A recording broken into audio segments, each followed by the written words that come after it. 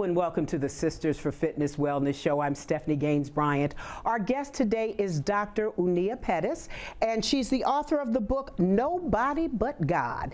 And you know what? It's been a long time since we've had an in-studio guest, so she's super welcome this morning. I am so glad to have you back, to have you in the studio, having a guest in the studio after all of this time of not having guests. We've had the blessing of being able to reach people through Skype. I do some Zoom interviews, but there is nothing like having someone face to face. So thank you. Well, I'm glad to be able to do the celebration of in person. Thank you for allowing me to be here, Stephanie. So we're here to talk about a couple of things, but we want to start off with talking about domestic violence on this Women's History Month. Yes.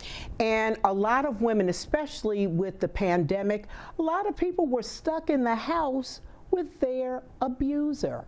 Yeah. And so as time goes on, we're going to see the extent of it. We don't know at this time the full extent of abuse that went on during this time, but I'm sure there was a lot. So let's start off by talking about your story and how you've been trying to help people for years as a result of what you went through. Well, again, thank you for allowing me to be here. My domestic violence story started when I became married. I got married at age 29. I had dated the gentleman for 2 years. I did what my mom told me to do. If a man treats his mom and loves his mom well, and if he has a sister and he's very respectful to the sister, and he gets my clearance, then that's a good man to marry. And he was a great person. He was a great boyfriend, a phenomenal fiance. But the day we got married, it was at 4 o'clock that afternoon. When we went to the hotel, he locked me out of the hotel suite. This is a huge red flag, right? The day of your wedding, it was a big wedding. You should know I had a party of 48 because I'm an only child, and I had just recently been the mayor's spokesperson, so it was a lot of media, had celebrities in the wedding, and he also worked for the mayor. So it was a huge DC wedding. He locked me out because he said that, did you wear that dress for me or for everyone else? Now, this was a regular dress with beads. Guess what I showed that was flush from here to here because I had gloves on. He didn't want any skin showing. And I didn't know that. And I thought that was absurd. And he locked me out. I went downstairs to the reception desk and she's seeing me with my veil and my dress. And I said, can I get another room? And she's like, you had the honeymoon suite. I said, well, we've just had an argument. I guess she's like, what? You just got married. So I got the key, went to another room. I didn't want any of the other guests to see me. My mom was still in the hotel. And so I got in the room, I called him and begged him. He didn't pick up the phone for quite a while. Around 2 in the morning, he called back and he said, be ready for church at 7. I didn't know I was gonna have to go to church the next day because I'm like, we just got married. Yeah, I know you're the acting pastor, but do we have to go to church the very next day? So I got up to the room. He told me to be at the room by 6. He welcomed me in. It was like, good morning, like nothing had ever happened. I'm still in my wedding dress. I've been crying all night long. And I just got dressed. And that's when I made the most fatalistic mistake because he knew if he could get away with what he did the night before, he had me because I was going to be a complier. I was going to be quiet. I think because of pride and shock, embarrassment, you know, shame. Who wants to be talked about? You just got married and it's over. So we have to realize that when we ask why do women stay, you're so in love with that man and you want to make everything right, whether that's your spouse or if it's an intimate partner. It can be in a homosexual same-sex relationship. You love that person, and you end up loving them more than you love yourself. You lose yourself. They mentally and physically and psychologically just break you down till you're not the Stephanie you used to be. You're not the Unnia you used to be. He started isolating me from my friends and family. He didn't want me talking to my mom. He didn't want me spending time with my girlfriends. All I could do was go to school, which I was working on my doctoral program, and go to church with him and do activities with him. And everybody was like, girl, he just loves you. He would page me and call me if I'm out with someone else. And they're like, he's just concerned. Baby, I just want to know when you're coming home. Let me know when you get in the car. That was a part of him stalking and tracking me. But at the time, other people validated, he just loves you. I'm thinking he just loves me. Everyone wants that kind of attention from their husband. But nobody knew what I was really going through. So emotional and verbal abuse for the first 2 years. In the 3rd year, that's when he started slapping me and beating me, stomping me down the steps with his steel toe Timberland boots. And I went through that third and fourth and fifth year. And after 3 years of just intensive beatings, and then he had 2 affairs, I called him and just told him I couldn't take it anymore. I was wearing sunglasses in the wintertime. No one ever asked me why. People thought, I guess I was just being elitist or thought I was important, but I was hiding. I wanted someone to ask me. I wanted a church member to say, "Sister, is something going on?" But I knew that they wouldn't, because they idolized him, and he's this great pastor. I'm sitting beside this monster, and I'm pretending. I'm clapping my hands, I'm standing, I'm praising God, and the whole time I'm wondering, what is he going to do this evening when we get home? Because if I speak, if I preach, if I pray, and I get more claps than him, I get beat. If I get less than him, I get beat. You can't do anything right. So Sundays were really a scary day, because I didn't know what kind of service we were going to have, but I knew regardless of the service, I was going to get my Sunday beating. I always asked him why was he doing it. He said, I brought it out of him. He loved me more than anybody in the world. And he just gets angry with me. You do things, Unnia, to provoke me. That's another thing an abuser will do. It's always your fault. It's called gaslighting. Stephanie, you did that. I love you so much. Why did you wear that yellow jacket? You looked too good that day. And when you're living with someone like that, it will drive you insane. I didn't know I was depressed. I started eating waffle cones and sleeping. As soon as I got home from class, I was just drowsy and tired, gained about 10 pounds. I didn't know those were all signs of depression. But that morning, that Monday morning when I called him, he had beat me really bad that Monday. Now, several times we had to go to the emergency room because he would break my ribs. And so we would go to different emergency rooms. Oh yeah, he broke ribs constantly, several contusions. And the doctors would he would stand beside me. The doctors would ask him questions. Oh, she's so clumsy, doc, she fell. And you know, now if you go to the ER, fast forward, it's been 20 years, they ask you, do you feel safe at home? I don't know if anybody's been to the ER lately, but they did that because of legislation that was put in place by the Violence Against Women Act, because a lot of women were going to ERs and urgent cares and having to make up these stories, and the doctor's not inquiring further. You know, you just say you fell or you just did this. They're not following up. And so now, literally, they will ask you if you feel safe at home, do you feel suicidal, and is someone hurting you? And I think that's phenomenal that that happens.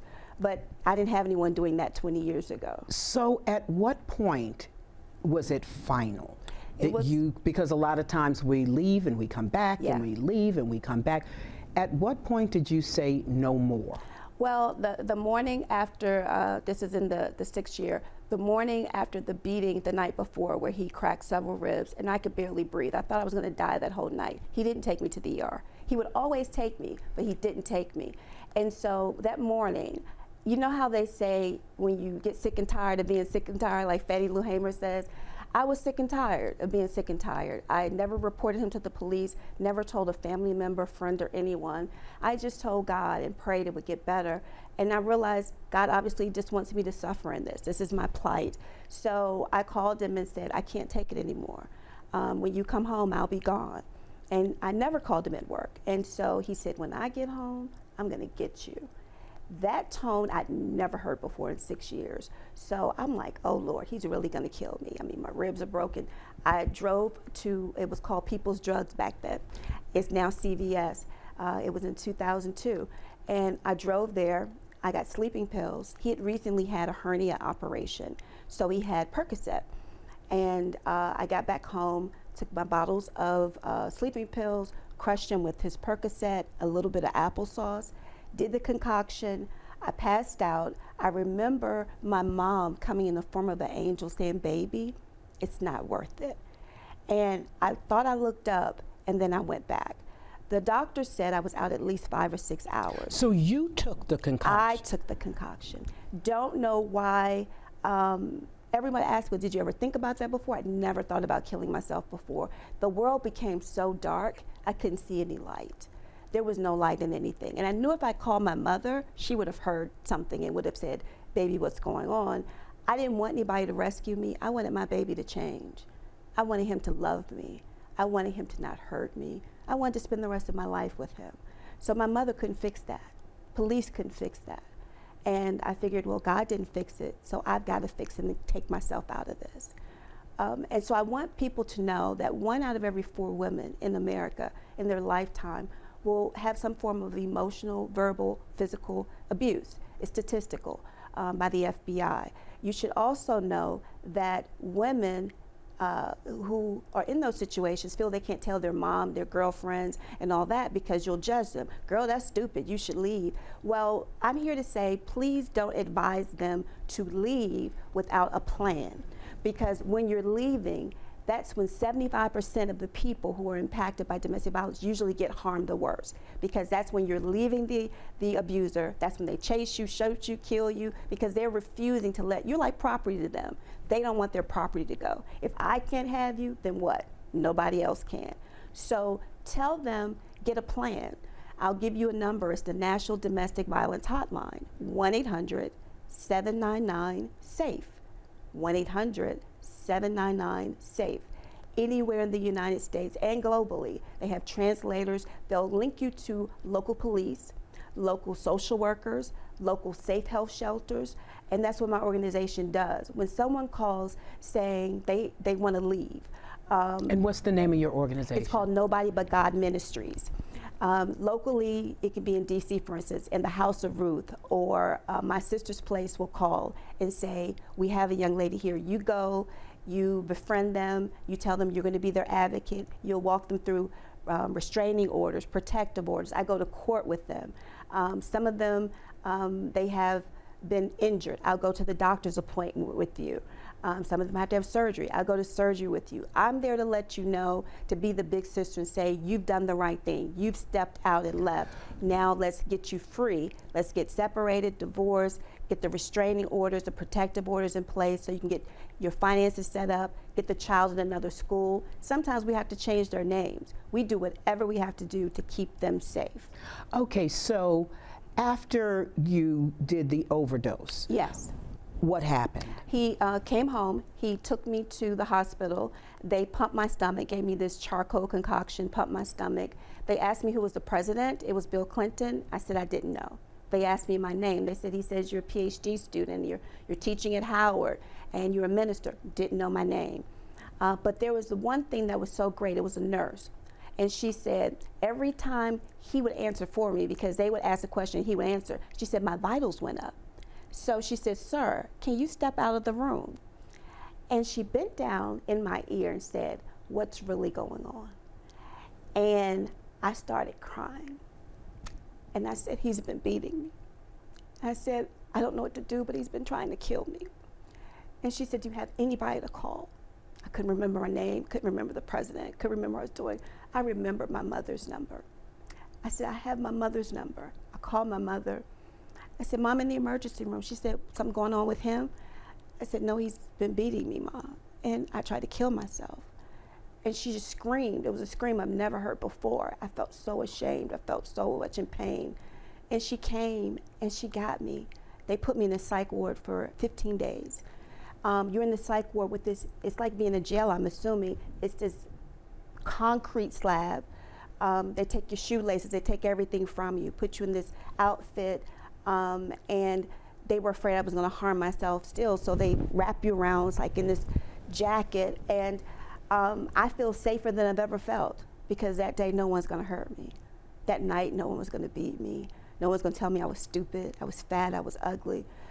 So I stayed there, did the work. I stayed inpatient for about 15 days. I did outpatient work for a year. And during that time, I got the strength to file for divorce. And I stood in court, told the judge what he did.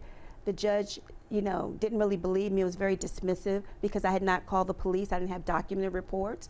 But they went by my therapy reports and said, you know, you don't fake killing yourself, and how they had to pump my stomach and how I was near death. So he granted the divorce, and that's when God, 2 years later, I thought that nobody would know that shame except my immediate family. None of my colleagues could know, of course. I was a teacher. I didn't want anyone in the church to know. So God said, Unnia, I want you to start a ministry, write a book, and call it Nobody But God. So I wrote a book in 2007 called Nobody But God, A Journey of Faith from Tears to Triumph. Because it was that journey that took me from crying about it to saying, what am I going to do?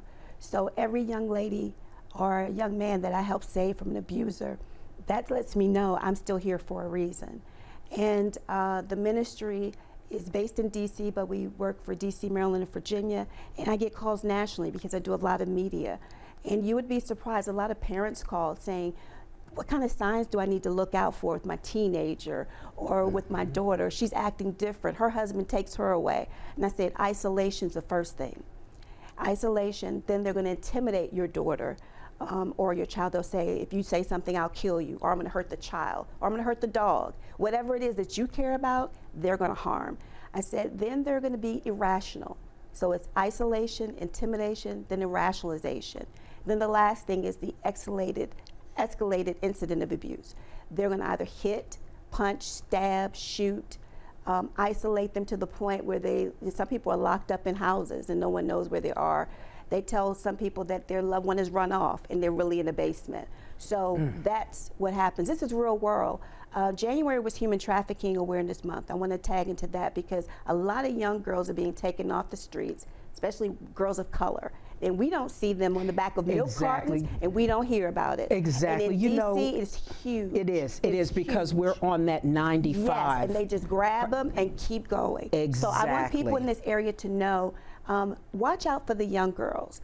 And you know watch what, out for people who are with somebody that looks like he's 70 years older, or she's standing at the counter and she's looking scared. Go call the police. I'd rather you be nosy and inquire and save that young girl than she gets taken somewhere and is raped 20 times a day. You know what, I could just absolutely scream about this.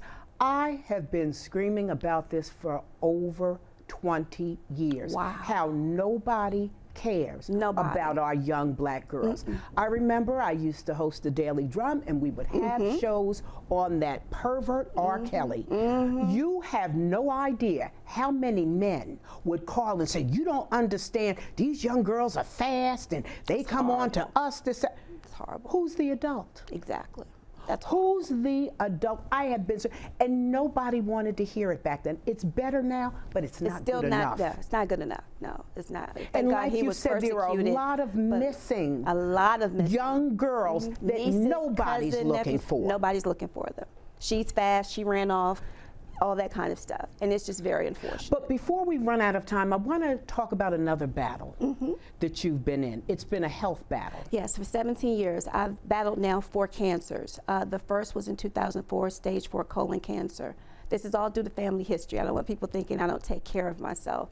Unfortunately, I just have bad genetics on my father's side. And then 3 years ago, I was diagnosed with gynecologic cancer, had to have a total hysterectomy, then renal cancer, had to have the tumor removed from my kidney, and then breast cancer, had to have a double mastectomy. After that, I went through the pandemic, 2020, and chemo and immunotherapy. Went into palliative care. They told me I was going to die. I was so sick because my body was just taking all of this chemo and immunotherapy. And I really thought that I was going to be out of here. I'm very shocked to be alive. I'm grateful. So I am sitting with a miracle. You're sitting with a complete miracle. And the reason why I'm here is because I want to share too that the #1 killer of women is heart disease. I'm a stroke survivor. The #2 killer is cancer. And women have to become advocates of their own health. For breast cancer, for example, you can do self-exams and get mammograms. Some people don't want to do it because it hurts. Well, I'd rather them press down a little bit for 30 seconds. For 30 seconds, and you lose your life. I was bald all last year and struggling and in a wheelchair, and that was still recovering from 2021. So I was bald for 2 years. I lost my hair, lost my job. My friends did a GoFundMe because I work for myself. So I want to talk about the financial obligations too. When someone has cancer, don't just say, oh, I'm sorry, I'll pray for you. Be intentional. Bring them food, take them to their appointments, ask them, do they need help? Because most GoFundMes are set up because of medical, I have insurance, but they pay for 80. What about the 20? And no one pays for holistic care. I did holistic care as well, acupuncture and things like that. No insurance wanted to pay. So I was grateful that my friend stood up and did a GoFundMe, but I'm still struggling. I haven't gone back to my firm. I want to return to the classroom in the fall. I'm still going through the reactions from all the chemo and the immunotherapy. I don't look like what I'm going through. I'm in pain every day, but I don't complain because I'm grateful to be alive. And now I'm writing my second book. It's called Overcomer. and it's going to come out later this year, and it's going to be a bestseller. And you the will be reason why here it's to going to be a talk about it. bestseller, oh, thank you. The reason why it's going to be a bestseller, because I talk about how we all go through adversity. It's not what happens to you, it's how you respond to it.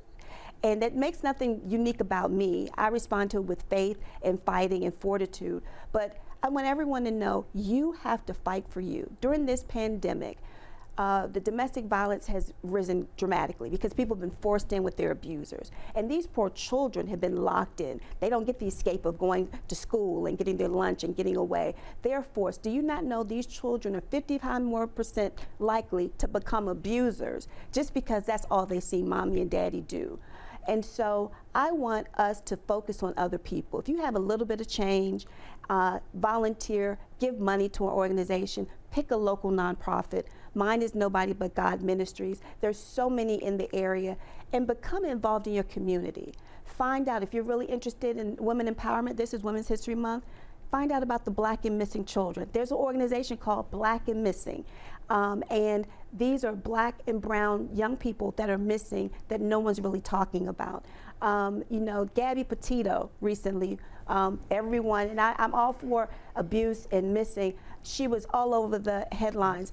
And it's great that that happens, but unfortunately, if Gabby Petito had been brown and she'd been Gabriella or Gashwita, we would not have heard about her story, and it would not have been followed to that degree. We've got to change the society. People are people. We're not colors, we're not monolithic, we're human beings. We bleed the same blood. You have to care. And if you're a woman listening, care about something other than yourself. Care about other young ladies in your community. Go help the seniors, help them get their groceries. Talk to them. Be there for the young people in school. These young people have peer pressure we never examined, extreme that we never explored because of the internet and other things. Be involved, make a difference. Tell me, what advice do you have to women who are going through treatment? Before we came on air, we were talking about the number of relationships that break up as a result of the woman having breast cancer. Yes, I was in a relationship during the time, and I've actually never shared this before, but the person I was dating broke up with me right after my double mastectomy. And I was crying to my nurses, and they said, you'd be surprised how many husbands leave their wives. And these wives have little kids and stuff because they're breast men. And so my thing is, you'd rather focus on your wife not dying, but keeping her breast, because you're so vain that that's what you think is more important, not the fact that your children will lose their mom. You're focused on that. So some women actually delay treatment or don't go, or don't get the full treatment that they should have, the aggressive mode, because their husbands or spouses or friends, you know, don't want them to. And so the nurses said it's quite common. I thought it was horrific, and they said it's quite common. How have you kept the faith? Wow. I'll even tell you, this morning I cried because I was so glad when you called me. I literally said it was a sign from God that I'm still here for a reason, because it can be very discouraging when you look at your bank account, when you look around and you're isolated so much, because during the pandemic I couldn't have any visitors. I couldn't have anybody there for treatment, so no one's there to hold your hand. You really have to dig into this deep strength. My faith has been my go-to place. But in addition to my faith, I had to start speaking to Unnia and encouraging myself. There's a song by the Tri-City singer says, encourage yourself. I had to literally encourage myself. Girl, you're strong.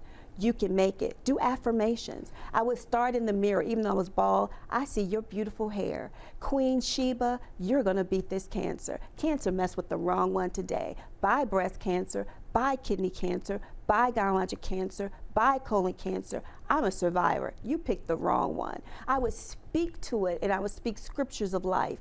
And the scripture, Isaiah 55:17 says, no weapon formed against thee shall prosper. And I kept saying, no weapon, including a disease, no weapon, including my financial stress, no weapon, including losing my jobs. None of those weapons are formed against me are going to prosper. It all happened, but I'm still here, so they didn't prosper.